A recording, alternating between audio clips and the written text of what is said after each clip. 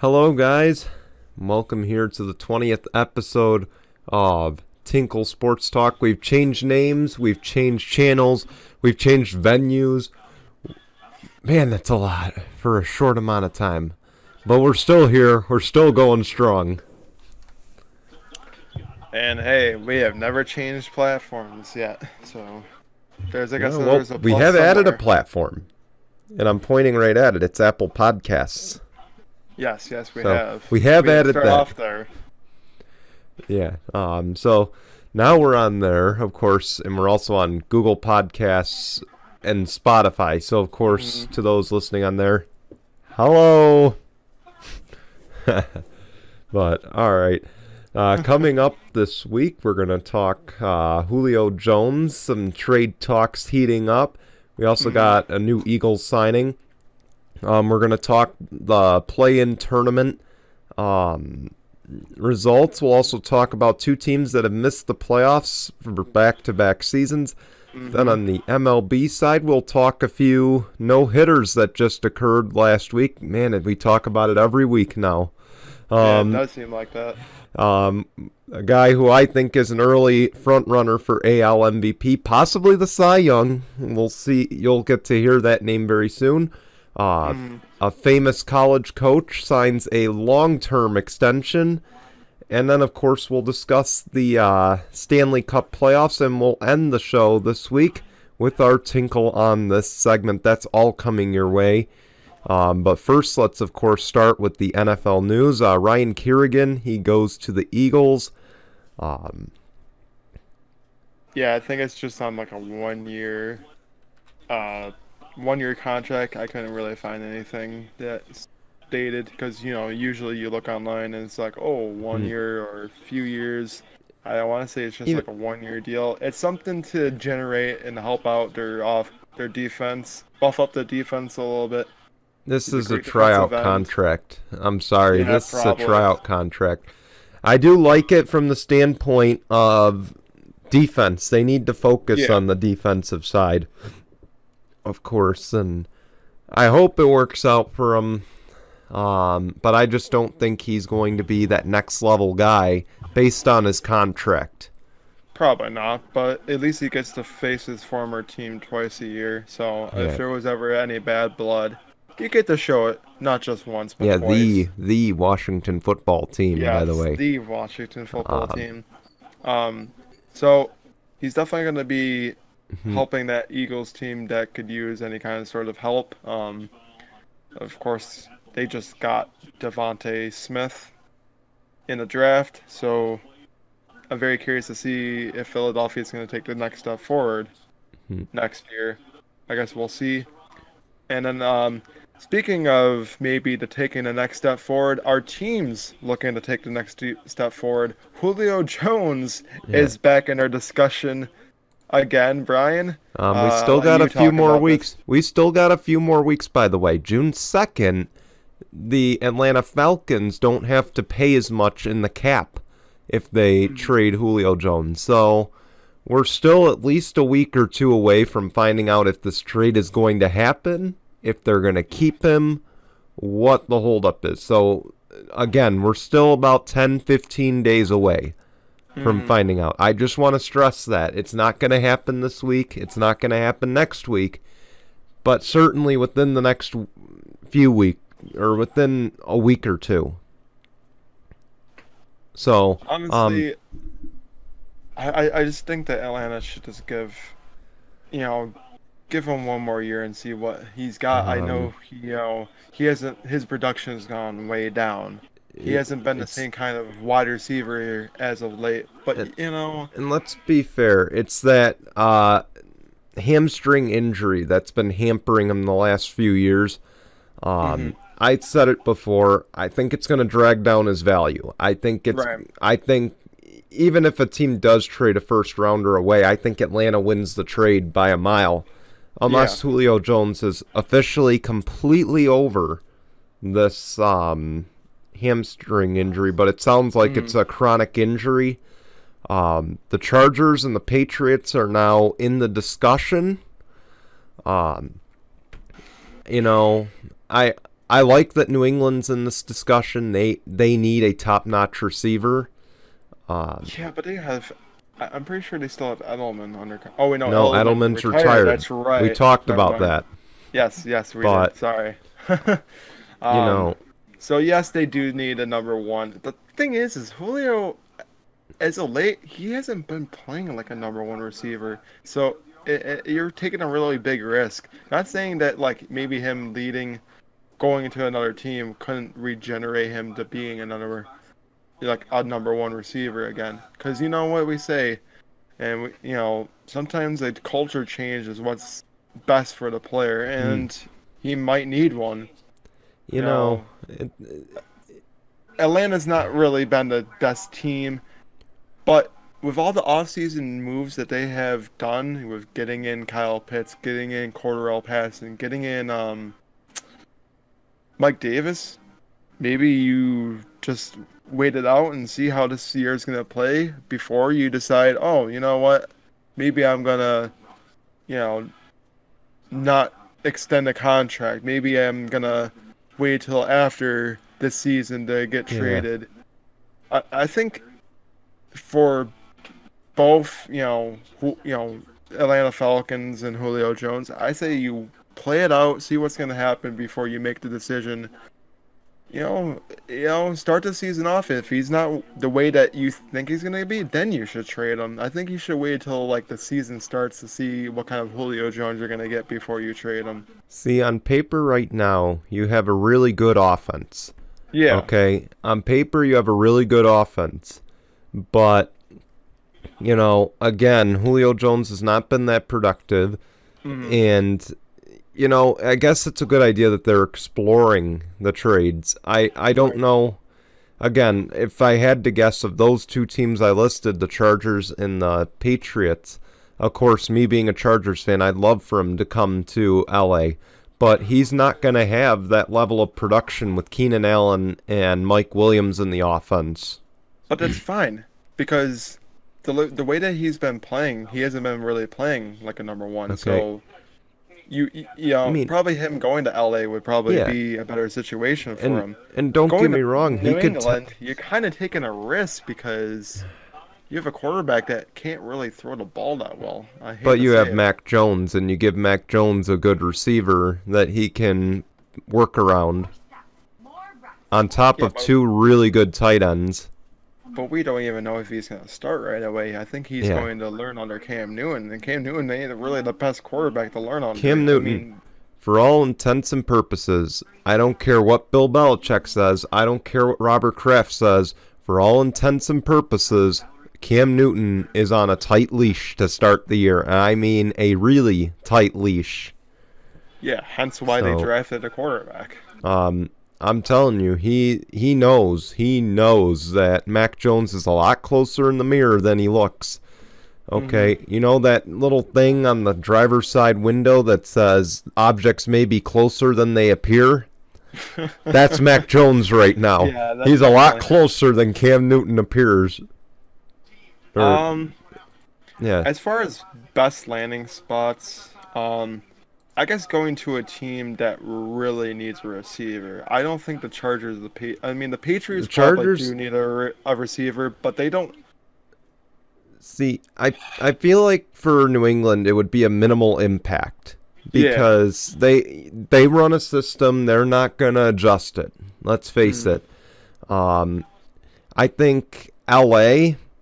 This is a receiver that could turn this team, if healthy, I should add, if healthy, could turn this team from third place behind, fighting with the Raiders and the Broncos to fighting with the Chiefs in the final game of the season. So, I feel like he could have a little more of an impact there, but again, I think to have Mac Jones have a veteran receiver for that purpose, he's better off there because he's not getting receptions over Keenan Allen in who else should LA. And let's face it, I'm going to make this bold statement now. Keenan Allen is a better receiver than Julio Jones the last few years. Okay, yeah. I don't care what the stats say. Don't even show me the numbers, okay? I would take Keenan Allen over Julio Jones. Yeah, especially as a late, I definitely would because Keenan Allen's been balling out, and even before the Chargers got Herbert, I mean, just been balling out. Yeah. Hence why he was a superstar X Factor in Madden, Mm. because this dude was just balling out. Like Yeah. he was just Here's the thing. unguardable. Here's the thing. Keenan Allen gets no respect. He is the Rodney Dangerfield of wide receivers. He gets zero respect for what he does on the field because he's never regarded as a top 5 receiver, and he, without a doubt, is. Okay? He is no doubt a top 5 receiver in the NFL. Right. And the people that question him deserve a nice little middle finger put right in their face. But I won't do it for the sake of being on camera right now. Now, Although that hasn't stopped me in the past. it wouldn't even But- shock me if, like, too bad, like, Philadelphia couldn't be one of those teams. Yeah. In this country. Yeah, they have, problems with keeping guys No, it's- healthy. To be honest, So, I don't know, maybe it's not the best situation for him. But to have him paired up with Devontae Smith now, that would be a very intriguing situation. to be honest, they got a good set of receivers there. I don't think they Yeah, but they can't stay necessarily healthy. need. I mean, Rager's gonna be good. And then Devontae Smith, we know what he's capable of. Yeah. But anyway, let's move on forward Yeah, here. I think so. So Lakers and Grizzlies advance in the West in the joke play-in tournament. Sorry, I'm still calling it a joke. That's exactly what it is. And then the Wizards and Celtics in the East. No shocker. No, well, actually, the Grizzlies was the shocker. Yeah, I think the Grizzlies were the only real But- shocker. The Wizards and Celtics does not shock me. The Wizards, I kind of figured were going to be, which is weird because they started out 10th in the East, and now they're 8th. So they did what they needed to, and they actually won both playing games to get to the 8th spot. So you know what? Congratulations to the Wizards. As far as the Grizzlies, the funny thing is they got revenge against the Warriors. They lost to the Warriors to be the 8th seed. Well, guess what? Guess who had the last laugh in the play-in tournament? The Grizzlies, who just beat the Warriors, the same team that they lost to in like the last game in the regular season. What I love about all this is the Warriors are so pissed off right now that they went on cameras and said, "Oh, we'll be back. This isn't the end." I'm sorry, you guys are done. Okay, newsflash. Kevin Durant was your team. Okay. Oh yeah, sure. Newsflash, you weren't that good to begin with without him. That's why you lost 3-1 against the Cavaliers. Okay, you couldn't win without him. Okay, I believe they've only won one title without him. No, I mean, yeah, actually, yes, they won in 2015. Yeah, but newsflash, And- you couldn't win without him. Okay, you won't win without him. Let me put it that way. Actually, let me put it this way: you won't win without him because you got the Lakers to worry about. You got the Suns that are really good. There are way better teams in the West than the Warriors. I don't care. You can argue with me all you want about if Tristan Thompson was healthy. Their time has passed. It's over. The problem is Tristan Thompson's not going to be the same player. He had torn ACL, torn Achilles. That man's not going to be the same player. Yeah. Like he can keep on claiming, "Oh well, I think I'll be back to speed. I think I'll be back to speed." I'm sorry, but we don't know if he's going to be back to speed. ACL tears usually take typically 2 years before you're fully healthy. But the problem is, we don't know if he's going to be back to full health. It might take 3, 4, 5 years before he's back to where he was before he got hurt. And The same if he Tristan ever is. Thompson that was the splash brother behind stuff. I hate to say it. See, if they were smart, they'd find a way to get rid of him at this point and just start fresh. Yeah, I think so too. I was just going to say, speaking about that, the Spurs also missing playoffs. Yeah. If you're the Spurs and the Warriors, do you just basically start from scratch and kind of work your way up again, or Can we? do you just think we should just go after whatever all-star is available and then reload that way, or do you think that they should just both kind of have their superstars but rebuild around their superstars? Can I just be honest here again with another bold statement? Yes, I'm making this quite a juicy episode here, quite a controversial one. But, see, Greg Popovich, for all intents and purposes, is a great coach. He is a deserving Hall of Fame coach. Mm-hmm. But I think this proves that he had a once-in-a-lifetime draft of a big three. Right. And he benefited from that for years, from having the leadership of Tim Duncan, the abilities of Tony Parker, and the incredible shooting of Manu Ginobili. I think if I remember correctly with what they were saying, this is like the first time in their 45 seasons that they've missed consecutive seasons for playoffs. Insane. And we can't forget Robinson there. Robinson was good, but he benefited from he benefited from the draft. Okay. Right. He somehow got lucky to draft 3 really ultra-talented Hall of Fame players. Mm-hmm. He's never going to get that again. Okay? I mean, I'm sorry. He can probably get some players that are pretty close, but no, I don't think he's going to get that kind of luck again. To me, I think he's phasing out like Phil Jackson at this point. He's starting to phase out like Phil Jackson, and where he's not as relevant. The problem is he can't adapt to the NBA of today. Okay. That's what you got to do. You got to adapt to the NBA of today, not the NBA of the past. Well, because he was great in the past. Well, he can't adapt to the NBA of today. Because he thinks he can take what he used with the big 3 that he had, and it can still work today. Okay? Phil Jackson thought, okay, the triangle offense will still work today. It doesn't. It proved with the Knicks. They made the Knicks a bigger joke than they were after he left. Okay? It's a new game. I don't know what the hell they were thinking with having Derek Fisher as the coach back in the day with Phil Jackson as the head of basketball operations, but I don't know, but I don't know. That's my argument, though, is that I think Popovich benefited from those. Just like, you know what?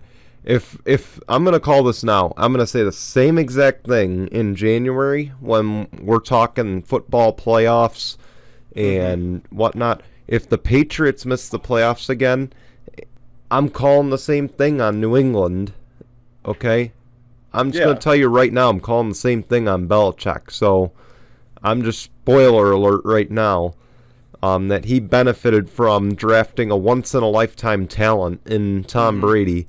And, you know, Popovich got lucky 3 times that he drafted 3 generational talents. Right. I wouldn't necessarily call Tony Parker a generational talent, but he was a hell of a point guard.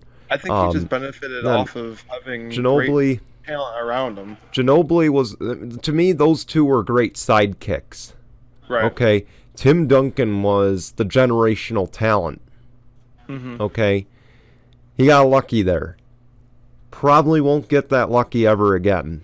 No. Okay. No. There's no way. But that's my thoughts on that. I'm sure you can agree on that. Oh, yeah, for sure. Because, you know, Greg Popovich, he has had the success with 5 championships. Yeah. But look who's had. He's had Tim Duncan in his prime, Manu Ginobili in his prime, Tony Parker in his prime, Robinson in his prime. He great had supporting cast around him. Yeah, he had somehow Danny Green for 1 good year. Mm-hmm. Or I'm sorry, a miraculous Kawhi Leonard. Kawhi Leonard. Too. Actually, I can say. Actually, you know what? Kawhi Leonard was a once-in-a-generational talent too. The problem is Kawhi didn't want to stay. Kawhi wanted to go elsewhere because he had it with Popovich's system. Mm-hmm. Okay, but luckily, thankfully, you reminded me because he's another once-in-a-lifetime generational talent. Okay, right. He's just too good. Okay. He is. He's never going to get that lucky again. Okay, he thought picking up Aldridge would fill the void of Tim Duncan. He thought Kawhi Leonard would fill the leadership role that Duncan played. But it just didn't happen. Okay, you won't get it because the players of today. Okay, Right. You've heard this before on Inside the NBA, and I'm going to repeat it again. The players of today are softer than the players of old. Okay? Yeah. They're Because not. it's not as physical as it used to And be you know what? either. I'm even going to go out there and say they're a little more sensitive now than Oh yeah, they were. because they have a little bit more say in what they can do. Yeah, which they should have more say, absolutely. But they're more sensitive in the fact of if they take that harsh criticism or they don't get the cast around them that they want or call for, they're going to ask for their way out. They're not like Michael Jordan, who would have stayed through it all, or Kobe Bryant, who's a Laker for life. Rest in peace, Kobe. But he would have never. Okay, he would have never left. Okay, he had Steve Nash post prime, and he had Dwight Howard on a decline, and he didn't even beg his way out. Okay, you know, that breed of player died a long time ago. Yeah, I want to say, I don't know if I would say that because I think Giannis is one of the ones that said he would like to be a Buck for life. So you know, okay, so there's rarities. So I guess it depends on the player. Yeah. But you're right. It is very rare in the NBA today with not being able to have players that want to stay with one team. They just keep on jumping and jumping and jumping. They say if you're not going to give me the cast. Yeah, exactly. If you're not going to give me the cast, I'm going to go to a team that's going to give me a cast. Yeah. And they think that and then end up. And I'll extend this beyond basketball. It's all sports at this point. Okay. Exactly. I'm gonna give the exception to Brady though. Okay, I'm gonna back it up with Brady because you want to know what? It had nothing to do with the cast. It had everything to do with for 20 years he was told he would never win without Bill Belichick. Okay, this was out here for him trying to prove something. Okay, he didn't need the cast in New England. He probably last season, I guarantee you, he would have gone to the playoffs and probably ran into the Super Bowl with New England. Probably. Okay, that could have been New England and, oh my God, who did they play in the NFC Championship? What, this year? Yeah. The Bucks. Who did they play? Oh my gosh, how we forget very quickly. I'm going to look it up but that's my point. It would have very well been... so it would have been between the Packers and the Patriots. It very well could have been the Packers and the Patriots. Okay? I don't care, because he didn't need a supporting cast. He left because he wanted to prove something that he could win without Bill Belichick. Right. Okay? He didn't say, I'm not getting the cast here, I'm leaving. Okay? Yeah, I think there was a lot of pressure on him because of, I don't think Tom Brady can win without, Belichick. I don't think if he goes to another team, he can win. Well, he leaves New England, goes to Tampa Bay, and wins without Bill Belichick. Yeah, the argument could be, he brought a supporting cast with him. I guess there could be some argument there. There can be, but that wasn't better. They were already great, but he made them better. And that's the thing. It can be argued there, but he didn't say I'm leaving here because they're going to give me the cast I want. Right. Okay. I can tell you that I personally and deep down believe that he left because he wanted to prove to himself and to all the haters that he could win without Bill Belichick, and that he made Belichick what he is. Okay? People in the NBA, you don't see that, okay? You see, I'm not getting the cast around me, so I'm leaving. LeBron could have gone... LeBron probably could still be leading the Cavs to the finals if he stayed put. Okay? He would... I'm telling you, that streak would have been extended because that's just how the East is. maybe the Heat would have gotten last year because they were just so darn good with Tyler Herro. Right. But I'm telling you, other than maybe one season, they would have made the finals every year. I don't know. I was just about to say, speaking of the Miami Heat, Jimmy Butler hits the game-tying shot heading into overtime. And unfortunately, in the last seconds of overtime, Chris Middleton, I tell you what, this man has some freaking cold veins in his body because he hit probably one of the clutchest shots he'll ever make in his career and wins game 1 for the Milwaukee Bucks. I'm sorry to say it. Milwaukee, you probably definitely needed that game 1. But to have to take a team that wasn't really shooting that well to overtime does not look very well for Milwaukee Bucks as a 3 seed for the rest of the series. This is the revenge series, okay? This is, right. You know, the Bucks on paper were the better team last year. You can argue it was the Mickey Mouse tournament, whatever. I don't look at it that way. The Heat were the best. You know, the Heat just played better. They showed up last season.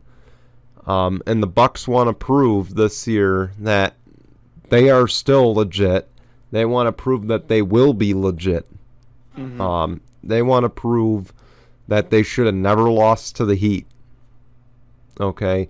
They knew they didn't show up in that series. So they're out to prove that they can here. I don't think they're going to get past... I don't think anybody's getting past Brooklyn, to be honest. I don't think so. It's going to be tough who's going to come out of the East since... Like, 76ers, yeah, they're looking good. I don't have faith in the Sixers, to be honest. I have all my faith in the Brooklyn Nets right now, just because that's how the East plays out. I will say this now. If the Bucks somehow get past the Heat, it would not shock me if it's either 76ers Bucks or 76ers Nets for the Eastern Conference Finals. Yeah. Just going to say this now. It's going to be one of those three. I can't even predict the West. The West is too unpredictable right now. I want to say it's going to be between the Suns. I will tell you though. LeBron is going to have the hardest challenge in the first round he has ever faced. I think so too. You know, so because I don't think he's ever really been swept in the first round before, or even has had. I don't think he's ever lost. He's never lost in the first round. I don't think he's ever lost a first round before. But he's not 100%. This looks pretty bad for the Lakers, who just came off of a championship year. Yeah, it does. But again, just the West is too competitive. I don't even want to make a prediction because I don't feel confident in one. I guess the argument could have been made, well, if they didn't have the injuries, they would have been a higher seed. Oh, so what? What? They would have been a higher seed. That shouldn't have to matter at all. Okay, they would have been maybe third or fourth. Okay. You know, you guys got injured at the wrong time. I mean, I don't know. Stuff happens like that. Anthony Davis, yes, he's a great player. Was really good last year, but he couldn't show up this year. LeBron was a great player last year. Couldn't show up this year. So you know what? You don't have the same team you did. Yeah. Of course, it just shows that Rondo last year. You had people that have been able to make this team a culture last year, and then you lost some pieces. So I don't know what else to tell you. I think you're not it just the same shows Lakers that the team supporting, you were last year. I was gonna say it shows that this supporting cast isn't as good as last year's. No. Not even close. But with that, let's. I think now's a good time to take the break here. Yeah, I think so too. When we come back, we'll talk the 2 no-hitters thrown this week. We'll also talk some NCAA and NHL news, and then of course we'll wrap it up with Tinkle on this. That's all coming your way right after the anchor break, so we'll see you in a minute. All right. Thanks for sticking around for those who actually listen to the second half of the podcast. No, I'm just kidding. All right, let's talk some MLB now. Turnbull and Corey Kluber, they threw no-hitters this week. the Yankees, this was Corey Kluber. He threw the first no-hitter for the New York Yankees since 1999. Wow. So, yeah, the Yankees can win World Series, but they can't throw no-hitters. Okay?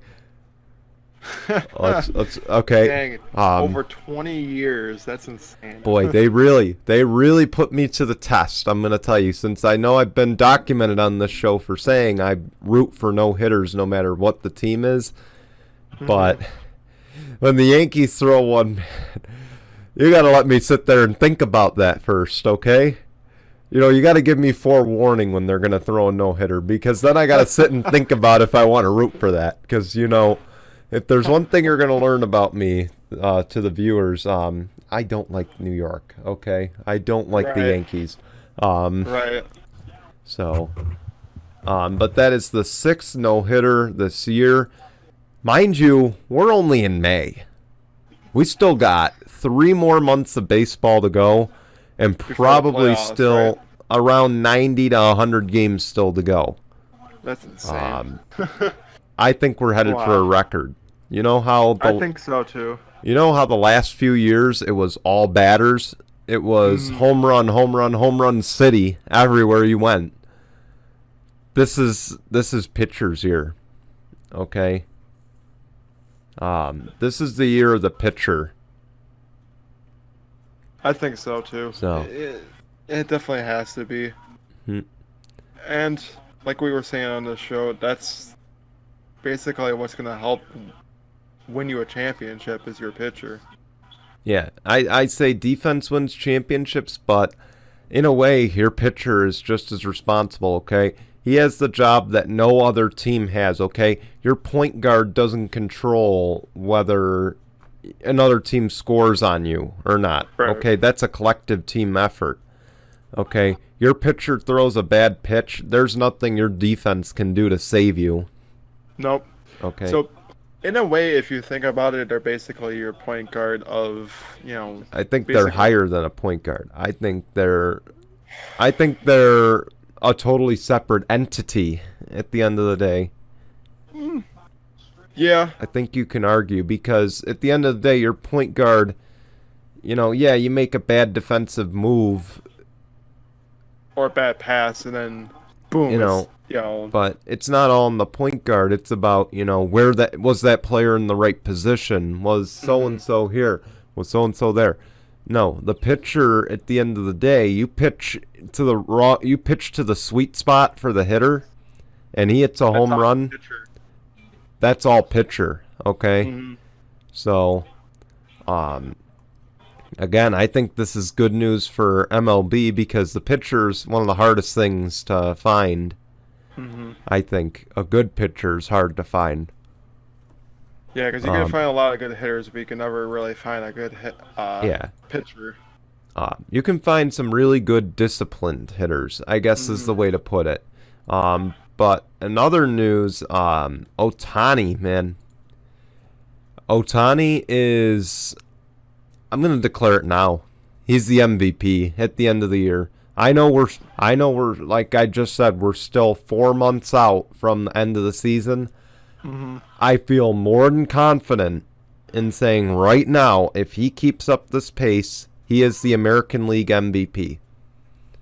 He very well could be. And a debatable Cy Young, okay? It's hard to believe it's a pitcher that's leading MLB in hits and home runs. That's insane. Yeah, exactly. He was leading the MLB in that. He's got one of the lowest ERAs in the AL right now. I don't know who the National League is going to have, but AL, the Angels have been a factory of misery for the last handful of years. Right. Okay. He is the bright spot of this team. They have 2 MVP caliber players, and what's sad is they still can't do anything with it. But hey, Mike Trout's just as good, but Ohtani is... I talked about once-in-a-generational talents at the beginning. He is baseball's once-in-a-generational talent. Okay, you don't ever find someone that hits well and pitches well. No, heck no. Okay, he is a once-in-a-generational talent, and Again, he is, to me, I feel bold enough to make that statement that he is the MVP in 4 months. Okay. Cy Young, still sketchy because it is a pitcher's year. I think the Cy Young is going to be a little harder to predict this year. Mm-hmm. So. Yeah, probably. I was also going to add, I know we didn't have it down, but Albert Pujols is actually going to be signed with the Dodgers for the rest of the year. Good catch, because I missed that.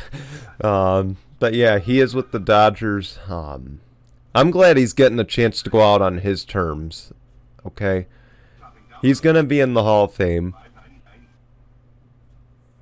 So, I guess, Jason, I got to say, it's good he's going out on his own terms. I know. I'm definitely glad he is. And he basically, goes from one LA team to the other LA team. He goes from the Angels to the Dodgers. And the Dodgers... exactly. They're not a lot better team than... I think they're having World Series hangover, though. That's for sure.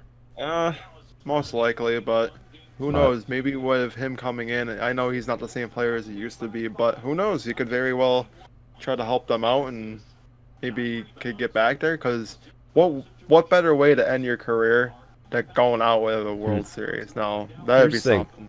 Could you fathom, if, Peyton Manning had a very bad last year in the NFL? Mm-hmm. Okay, he was nowhere near what he was when he was in his prime.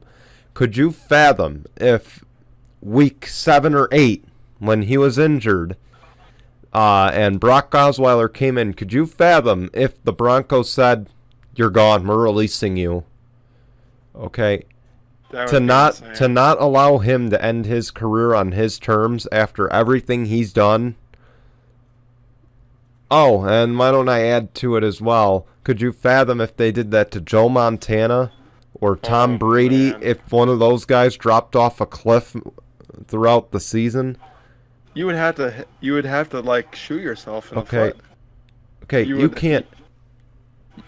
You couldn't live with yourself after doing something like that, because then you take that risk of like, oh well, if we release them and goes to our team and then takes them somewhere, then you're like, crap, he could have done that with us. Hell, I'll even say Derek Jeter. Derek Jeter should have been, for all intents and purposes, should have been a unanimous Hall of Famer.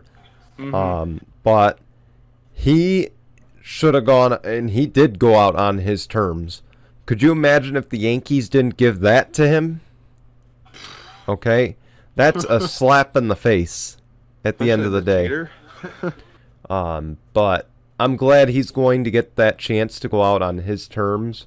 I know. He's probably not going to play much, but he's got a chance to go out. At least he did enough to hopefully get in the Hall of Fame. He's going to get in. I would like to see him in Cooperstown. Sorry. Yeah. But we'll see in a few years. If he does, I wouldn't mind going back and seeing, hey man, remember when that man played? I certainly do. Can we add this to the baseball discussion, by the way?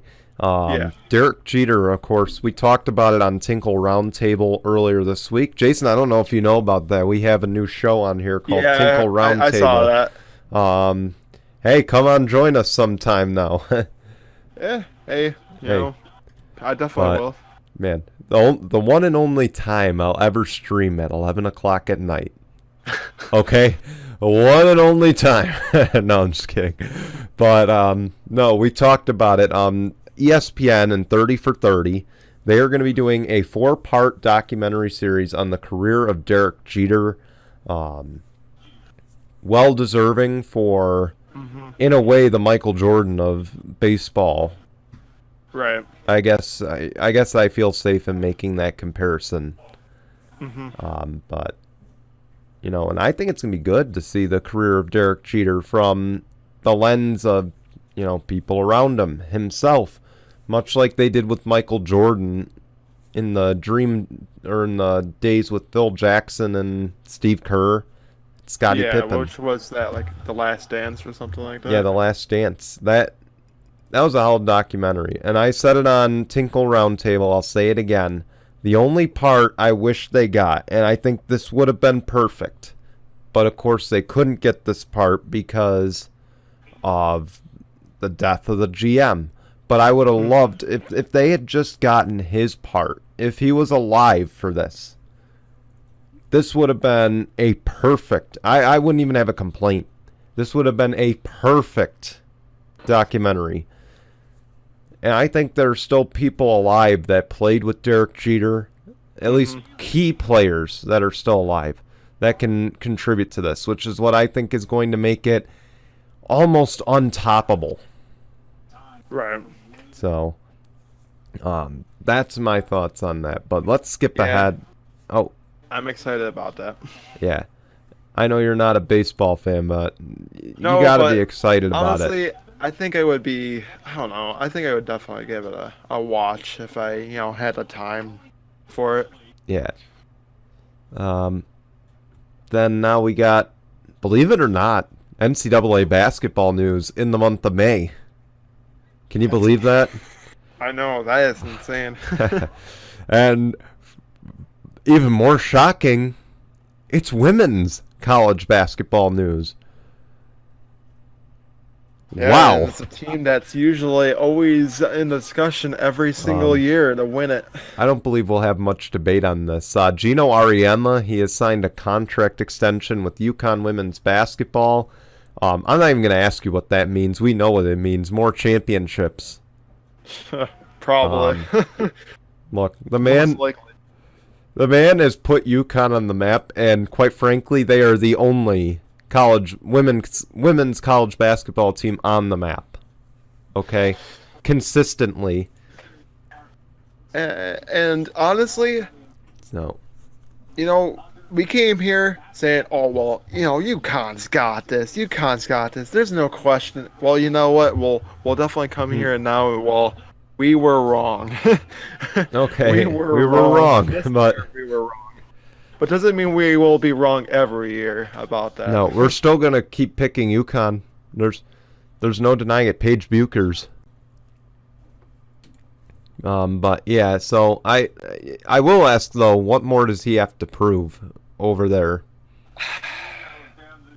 Because I don't know. Honestly, that's a very tough question to ask. I don't think much. Of course, he wants to solidify his legacy even more. He's had a lot of undefeated years with UConn's women's team. Of course, a lot of championships. the longest NCAA years. women's win streak. Exactly. Okay, So there's nothing he can't do at this point. he is the women's basketball. He is the women basketball John Wooden. Okay, he is the women's basketball's John Wooden. Right. He's unparalleled. He's had the success. Frankly, I gotta be honest here. He doesn't have much. He doesn't have anything he has to prove. Mm-hmm. Okay, he has nothing he owes to anybody or nothing he can prove. But I want to make this statement, and I'm gonna drag this out a little longer than I should, but or this story out longer than it should. But stop comparing men's basketball, college men's basketball, and their winning percentages, their overall wins, their championships, their winning streaks. Stop comparing it to women's basketball, okay? Stop comparing the two. They are two separate sports. You want to compare them. You want to compare them. We can put them both in the March Madness tournament, the one that Turner has the broadcast rights for with CBS. Okay? We can gladly put them in the same tournament if you want to compare it. But please stop, okay? That is, I think it's inappropriate. Okay. Yeah, because I think men's is definitely going to be. I'm not saying both are not competitive, but which one's going to be a little bit more competitive. But what I'm saying is they don't face off against each other. Okay. No, you can't compare it. Yeah. It'd be like comparing the the New England Patriots to the freaking Golden State Warriors. You can't compare them because it's two different Yeah, sports. exactly. It's not, look, it's not me being about equality. It's about the fact of you don't compare two different sports. It'd be like saying, oh, well, the LA Lynx, I believe that's the WNBA team, the LA Lynx or something. Oh, yeah. It'd be like saying they could beat the Lakers in 7. No, okay? Minnesota Lynx. Or Minnesota Lynx. It'd be like saying they could beat the Lakers in 7, okay? That's not possible, because it would never happen. No, and Okay. plus the women's don't play like 7-game series. I think they play out of 5 or something like that. Okay. And it's not just how long the series are, it's just the fact of that matchup will never happen, okay? Nope. Unless we have another battle of the genders at stake, or battle of the sexes at stake, of course. If anybody has followed sports history, that was Billie Jean King versus one of the male tennis players. That's the only way you're going to get to judge Geno Auriemma is if you pair him against Mike Krzyzewski in a battle of the sexes match.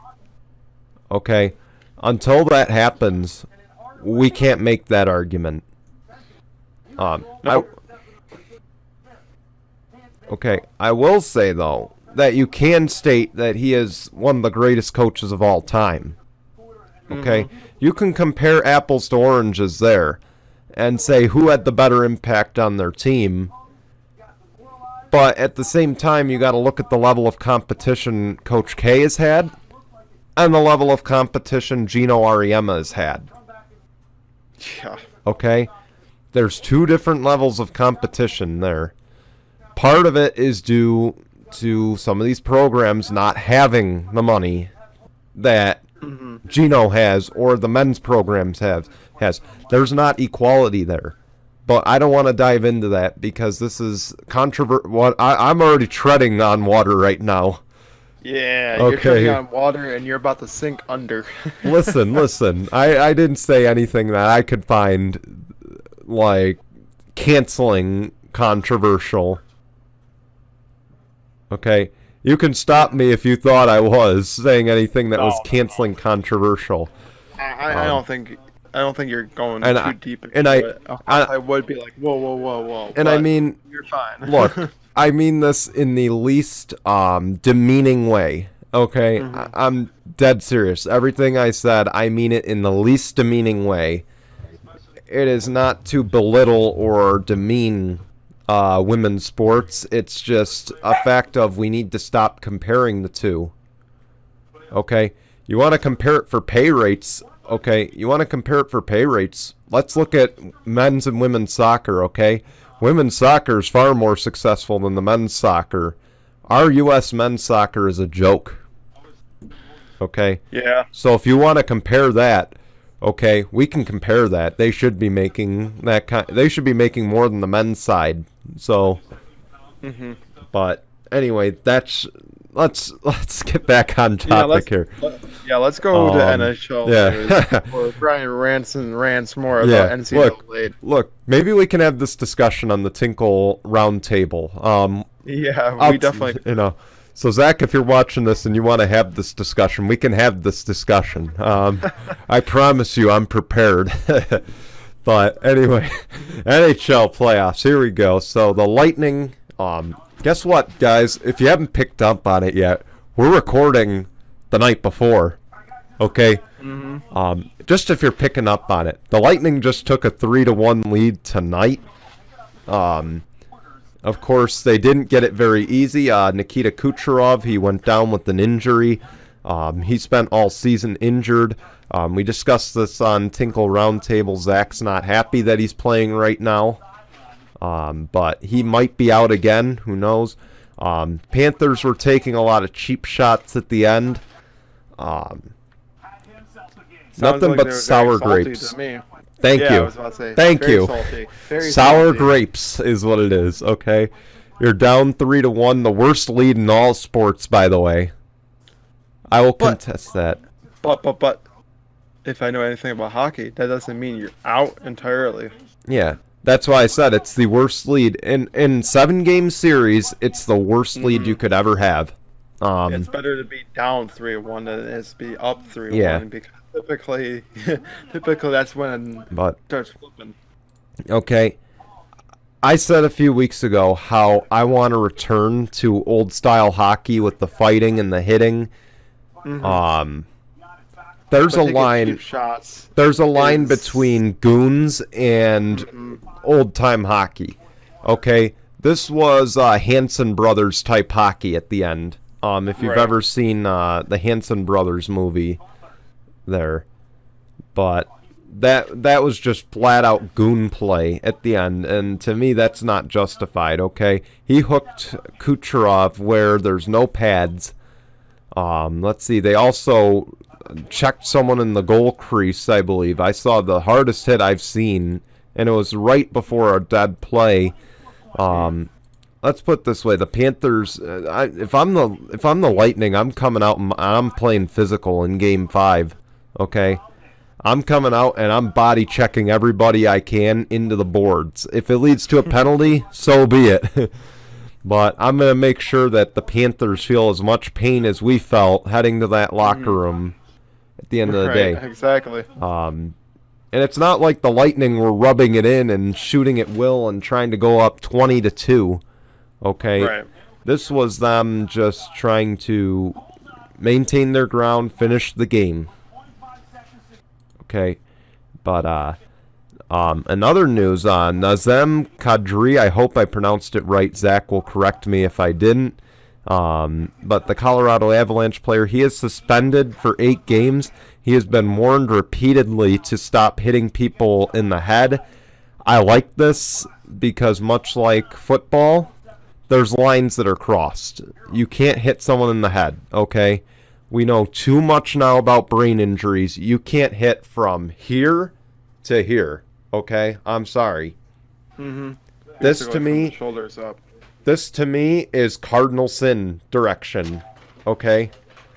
This to me is crucifiable. I would say more like here up because you're kind of like doing here. Yeah. This is more Okay. like, Okay. this Here. Yeah. That's Here. a little bit better. Okay. Because if you hit like here, that's in the range of like the head. Okay. Unless you're a boxer or a UFC fighter, here to here, unacceptable. Okay. Or in those hockey brawls, it's okay.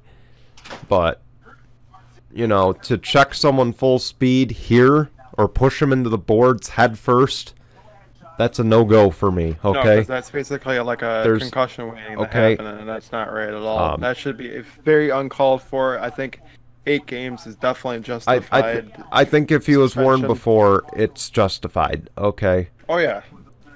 If you've been warned before, you got what you deserved, okay?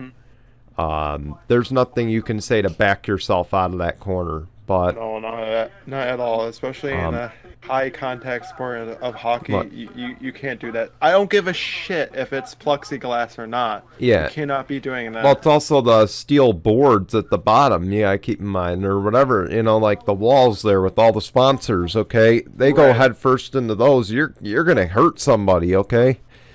There's a way you got to bring back old-time hockey, but at the same time, look out for player safety. There's a point where you got to tell the refs, let them have at it, but if they start looking like, this is just going to turn into a concussion protocol waiting to happen, right, then you got to step in, okay? Exactly. We got to worry more about head injuries nowadays, but anyway, let's update you, though, on the rest of the series here. Actually, as we speak, it is 7:17 actually at night when we're recording, but the Canadiens and the Maple Leafs just got started. I'm going to scroll down and see what the lead is. So, Canadiens are up 1-0 right now. Vegas Golden Knights are up 2-1. I think they're going to win that series, to be honest, because the Wild, I don't really ever hear much about the Wild, and then usually it's not anything good. We mentioned the Golden Knights have been a very good hockey team look. ever since they become a team. Look, the Golden Knights drafted well when the expansion draft happened. They drafted perfectly. Hmm. Okay, they set a standard. Didn't they win the world? No, they went, but they didn't win. Oh, that's right. Their first year, though, yes. Penguins and Islanders are knotted up at 2 apiece. If I had to make my prediction, I'm going to pick the Islanders just because of how good they were last year. I think the Penguins are slowly phasing out. Now, did the Penguins still have Crosby? Yeah, they do. It's tough. It's really tough to go against him because he's such a great player. I think it's 7 games. Okay, can we agree on that? It's going to be 7 games? Yeah, for sure. I can agree with that. But I'm going to lean toward the Islanders in 7 games. But anyway, let's head back up to the Canadiens and Maple Leafs. Who do you think here? Keep in mind the Maple Leafs are down 1 game right now.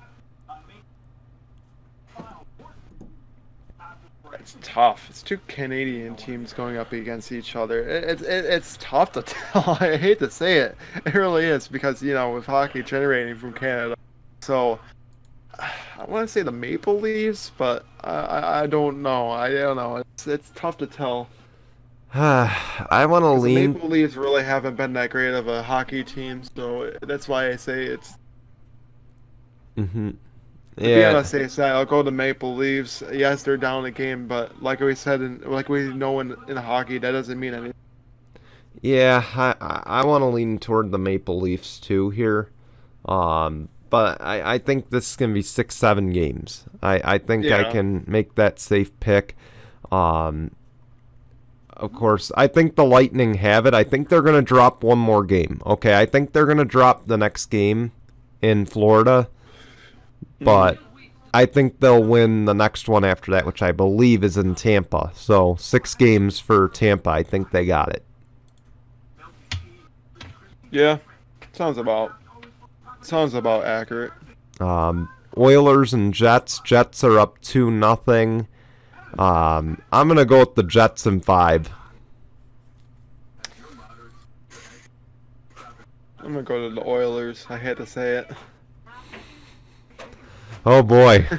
Oh boy, you're definitely going off the rails there, but let's face it, Avalanche up 3-0. I don't think anybody comes back from a 3-0 deficit, and especially not easy. Avalanche are the team to beat from everything I've heard, so I'm going to say Avalanche in 4. Better bring out the brooms now, man. Yeah. I wish I had my broom with me. I would have shown you the sweep. But, yeah, I'm assuming you're going to go the same? Yeah, I was about to say. All right. I don't have anything with me, but I'm going to just use my imaginary one. Yeah.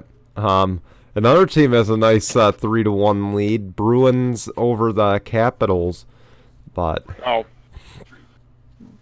Bruins. God, I hate the Capital. I hate the Bruins, but I think they got it in 5 or 6. Predators and Hurricanes. Hurricanes are up 2-1.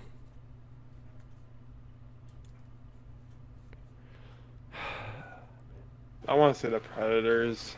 I'm gonna lean Hurricanes here. I think the Hurricanes are outside of the Lightning. I think they're the best team in the East, to be honest. So. But again, we don't really. Let's be fair here. We don't have a good gauge on how good these teams are because they've only played interdivisional games. Right. So because the Canada shut down.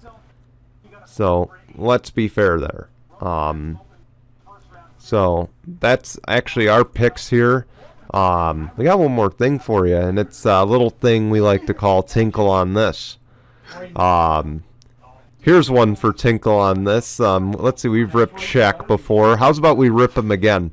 So, NBA pregame starts. Shaq does not realize what time he's supposed to be in for his shift on the show.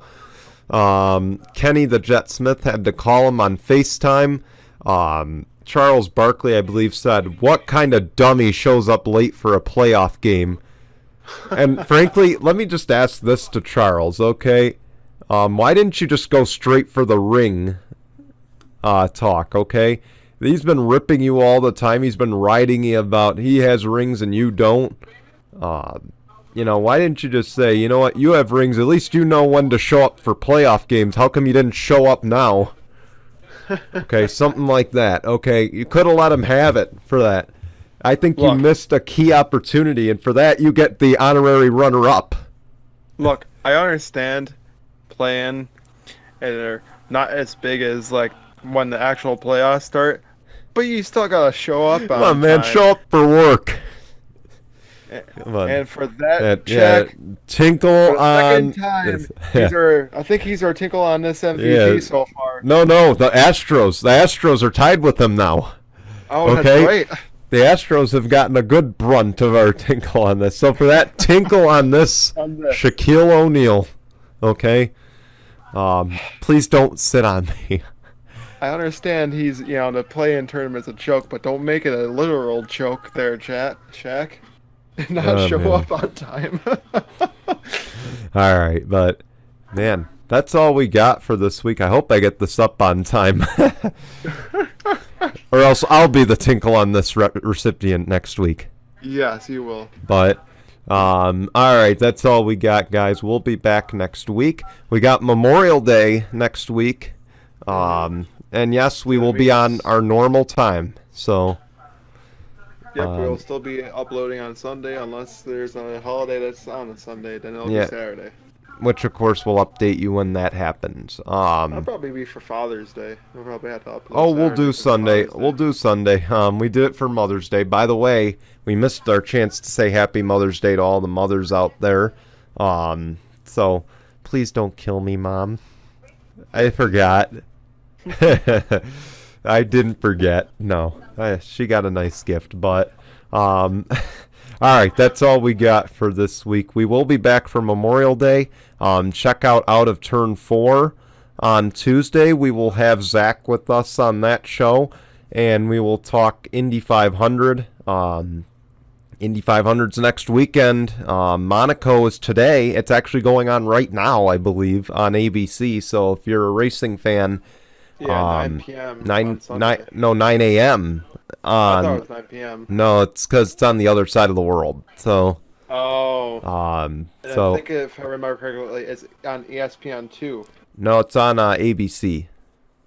So.